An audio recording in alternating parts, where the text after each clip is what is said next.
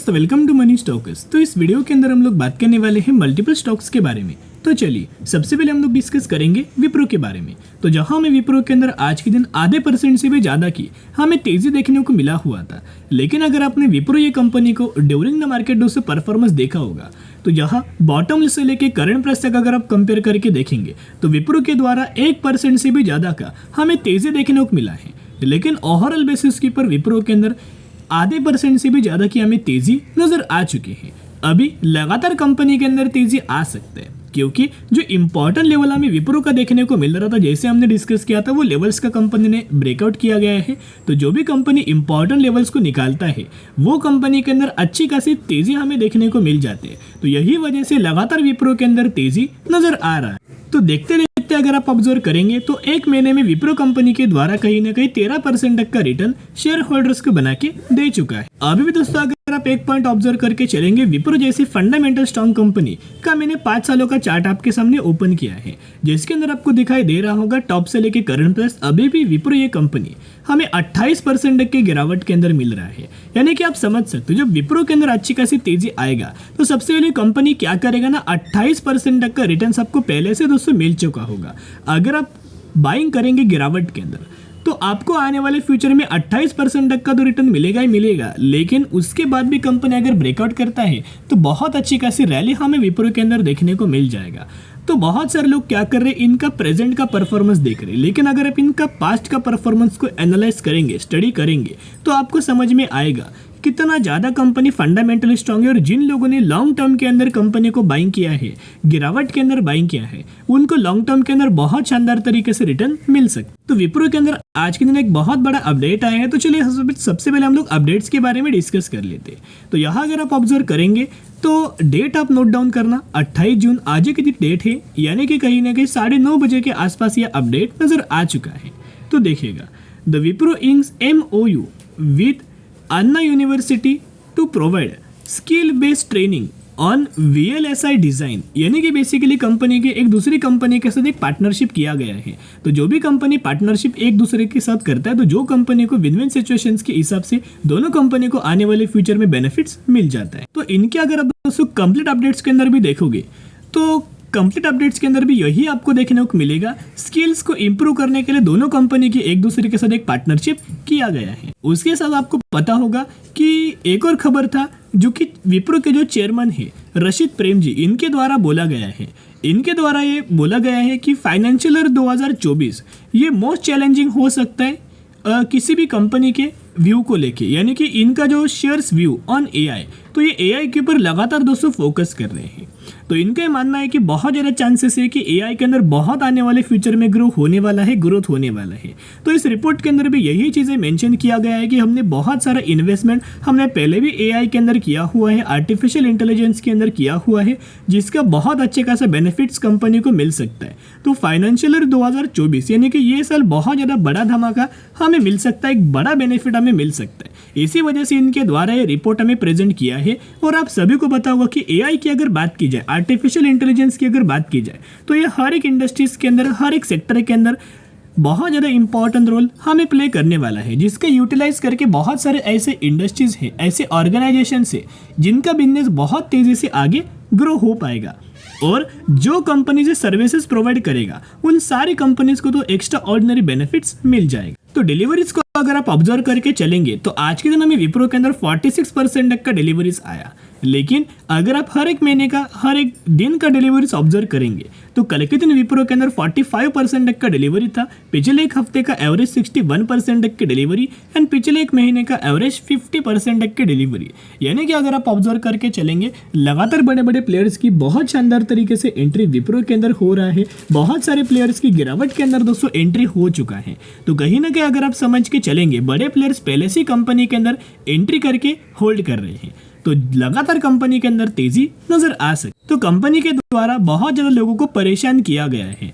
बहुत सारे लोगों ने हायर प्राइस रेंज के आसपास भी निवेश किया है। लेकिन एक डेटा मैं आपके साथ प्रेजेंट करना चाहूँगा, ये डेटा आपको भी जानना इंपॉर्टेंट है क्योंकि आप सभी को पता है कि विप्रो का बिजनेस क्या है। ये IT सेक्टर से बिलोंग करता है, लेकिन सेक्टर वाइज कंपनी का रेवेन्यूज में आपके साथ दिखाना चाहूँगा कि किन किन सेक्टर से कंपनी कितना ज़्यादा हमें रेवेन्यू जनरेट करता है। तो सबसे पहला सेक्टर है जिन सेगमेंट से कंपनी ज़्यादा अपना रेवेन्यूज हमें जनरेट करता है, जो कि BFSI यानी कि बैंकिंग फाइनेंशियल सर्विसेज। तो बैंकिंग फाइनेंशियल सर्विसेज से विप्रो 31% तक का रेवेन्यूज हमें जनरेट करता है। तो इसी के अंदर हमें पिछले 1-1.5-2 सालों से हमें प्रॉब्लम नज़र आ रही है, और ये सिर्फ विप्रो के अंदर प्रॉब्लम नहीं है, बल्कि जितने सारे कंपनीज बैंकिंग फाइनेंशियल सर्विसेज को सर्विस प्रोवाइड करता है, जैसे कि इन्फोसिस है, TCS है, विप्रो है, उन सारी कंपनीज के अंदर पिछला जो 1.5-2 साल था वो बहुत ज़्यादा स्ट्रगलिंग था। इस वजह से इन सारी कंपनी के अंदर गिरावट भी हुआ था। लेकिन अभी क्या है ना, धीरे धीरे करके जो प्रॉब्लम्स हमें पहले नज़र आ रहा था वो हमें सॉल्व हो रहा है।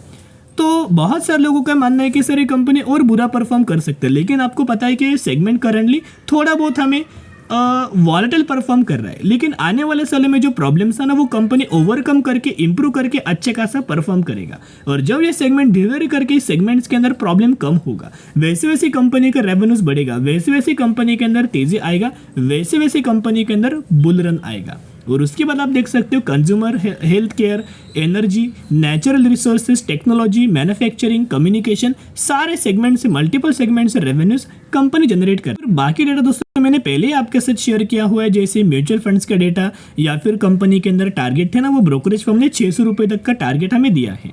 तो टेक्निकल चार्ट के ही अंदर दोस्तों मेन रीजन है जिस वजह से तेजी आ रहा है, कंपनी का एक सपोर्ट लेवल है, राइट, एक रेजिस्टेंस लेवल है, इसी के बीच में लगातार विप्रो ट्रेड कर रहा था। लेकिन जैसे कंपनी के द्वारा वनडे के अंदर कैंडल हमें क्लोज किया गया, ये कैंडल्स अगर आप देख पा रहे होंगे, वनडे की ये कैंडल हमें क्लोज हुआ है, ब्रेकआउट किया गया है, वैसे लगातार कंपनी के अंदर तेजी आ रहा है। अभी क्या ना, सबसे पहले कंपनी क्या करेगा, 540 रुपीज़ तक का लेवल्स अचीव करेगा, उसके बाद 600 रुपीज़ तक का टारगेट नजर आ सकता है। तो जरूर कंपनी के अंदर बायोनिक स्ट्रेटेजी अप्लाई करना, ऐसा मौका आपको बार बार आने वाले फ्यूचर में नजर नहीं आएगा। जितना कंपनी गिरावट के अंदर मिले उतना बाइंग करना। अभी हम बात करेंगे HAL के बारे में, यानी कि हिंदुस्तान एरोनॉटिक्स लिमिटेड, जो कि आज के दिन कमजोरी के अंदर क्लोजिंग किया गया है। ऑलमोस्ट कंपनी 5,270 रुपये के आसपास हमें क्लोज किया है।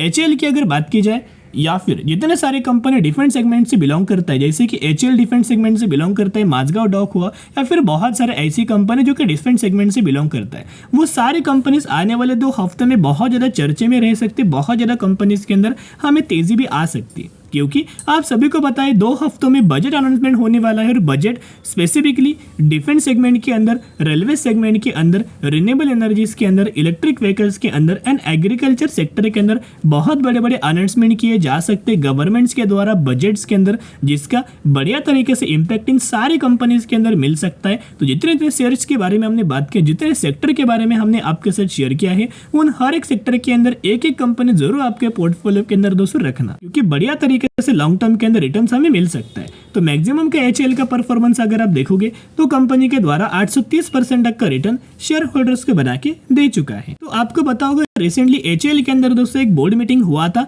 जिसके अंदर डिविडेंड का अप्रूवल किया गया था। तो कितने रुपीज का आपको डिविडेंड का बेनिफिट मिलने वाला है, 13 रुपीज का HAL के अंदर आपको डिविडेंड का बेनिफिट मिलने वाला है।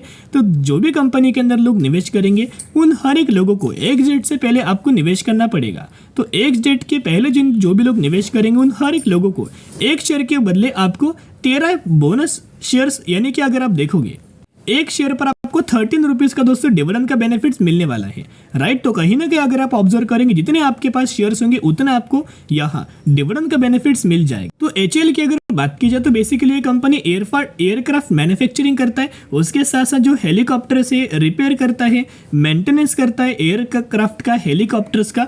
तो ओवरऑल कंपनी अगर आप देखोगे तो डिफेंस सेगमेंट से हमें दोस्तों बिलोंग करता है। उसके साथ साथ आपको पता ही होगा कंपनी को बड़े बड़े कॉन्ट्रैक्ट्स हमें मिलते हैं, कंपनी को बहुत बड़े बड़े ऑर्डर हमें दिए जाते हैं, कंपनी को बहुत सारे ऑर्डर्स हमें मिलते हैं, जिनका एक्स्ट्रा ऑर्डिनरी बेनिफिट्स हमें कंपनी को मिलता है। तो वो बेनिफिट्स अगर आप देखोगे तो कंपनी का सेल्स यानी कि रेवेन्यूज देखना 3,900 करोड़, 5,600 करोड़, 6,000 करोड़, बाद में डायरेक्टली 15,000 करोड़, यानी कि आप देख सकते हो कितना ज़्यादा हमें रेवेन्यूज के अंदर जंप आया है, ऑलमोस्ट 2 गुना पकड़ सकते हो।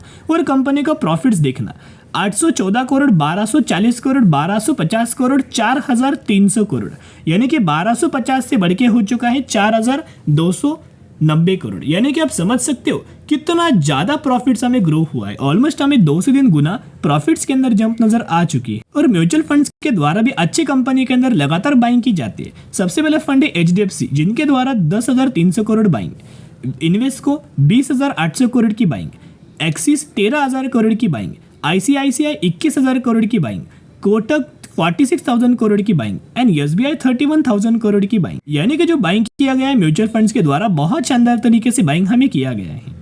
तो अभी हम बात करने वाले हैं अगली कंपनी के बारे में जिसका नाम है जीपीटी इंफ्रा प्रोजेक्ट लिमिटेड। तो 70 रुपीज़ पर कंपनी ट्रेड कर रहा है और कंपनी ने 1100% तक का रिटर्न शेयर होल्डर्स को बना के दे चुका है। रिसेंटली कंपनी ने 1:1 रेशियो का बोनस अनाउंसमेंट किया जिसके अंदर एक शेयर अगर आपके पास होंगे तो एक के ऊपर एक आपको बोनस शेयर दिए जाएंगे और वही एग्जीक्यूशन के बाद आपके पास होने वाले हैं 2 शेयर। तो ज़रूर कंपनी के बारे में स्टडी एनालिसिस ज़रूर करना।